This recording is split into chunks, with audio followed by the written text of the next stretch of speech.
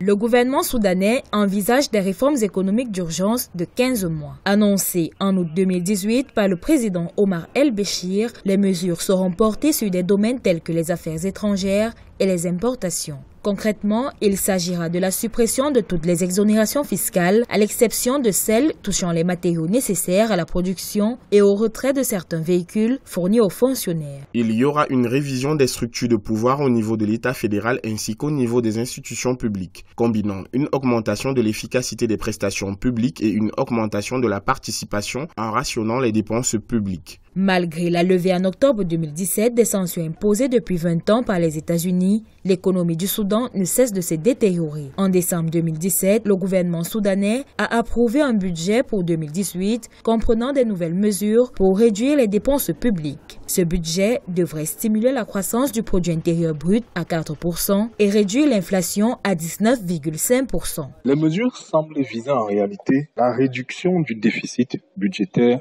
de l'État. Alors les limitations d'importation prises récemment auront plutôt pour effet de stabiliser cette inflation et de la rendre plus durable. Le Soudan traverse une crise économique depuis la cession du Soudan du Sud en 2011, ce qui a coûté au pays 75% de ses recettes pétrolières. L'inflation du Soudan, estimée à 65% depuis 2017, et la diminution des importations due à la dépréciation du taux de change affectent gravement l'économie du pays.